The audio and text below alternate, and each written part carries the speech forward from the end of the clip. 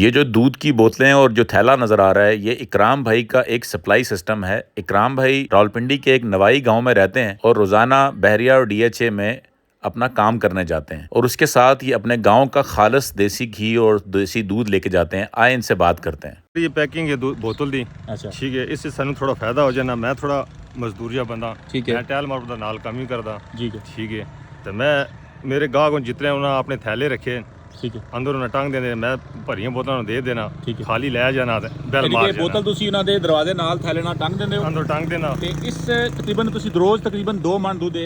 Sale मैं ਕਰਦੇ ਹੋ जी, मैं ਨਾਲ अल्हम्दुलिल्लाह ਆਪਣਾ ਦਿਹਾੜੀ ਉੱਥੇ ਜਿਹੜਾ ਆਪਣਾ ਜੋ ਵੀ ਕੰਟਰੈਕਟ ਹੈ ਟਾਇਲਾਂ ਸ਼ਾਲਾਂ ਦਾ ਕੰਮ ਕਰਦੇ ਹੋ ਉਸ ਤੋਂ ਇਲਾਵਾ ਹੈ ਉਸ ਤੇ ਤੋਂ ਇਸ ਨਾਲ ਤੁਸੀਂ ਤਕਰੀਬਨ ਕਿੰਨਾ ਰੋਜ਼ਗਾਰ ਤੁਹਾਡਾ ਤਕਰੀਬਨ ਬਚਤ ਕਿੰਨੀ ਹੋ ਜਾਂਦੀ ਹੈ ਮਹੀਨੇ ਦੀ मैं अल्हम्दुलिल्लाह जी मेरे नाल छोटा भाई ने ਅਸੀਂ ਦੋਵੇਂ ਪਾਰਟਨਰਸ਼ਿਪ ਦਾ ਕੰਮ ਕਰ ਰਹੇ ਹਾਂ। ਪਾਰਟਨਰਸ਼ਿਪ ਛੋਟਾ ਭਾਈ ਹੈ, ਅਸੀਂ ਦੋਵੇਂ ਇੱਕ ਦੂਸਰੇ ਦੀ ਹੈਲਪ ਕਰਦੇ ਹਾਂ।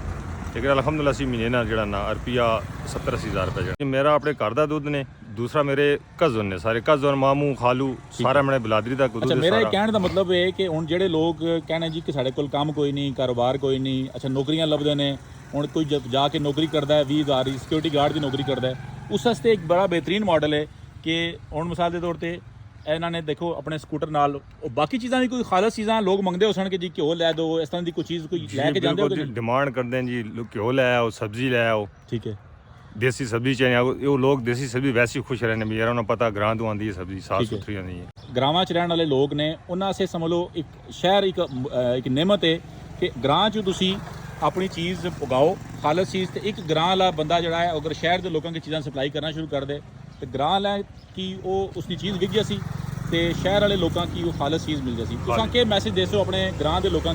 बिल्कुल जी बेशक। मैं और सुबह 3:30 बजे उठने जी, ठीक है। सुबह 3 बजे उठ के मैं अपना सारा दूध इकट्ठा करना, सारा दूध इकट्ठा करके रात में मैं 9:30-10 बजे सोना ने सारा दूध सप्लाई मतलब इकट्ठा करके फ्रिज ला के 9:30 बजे मैं आके सोना ने, ठीक है।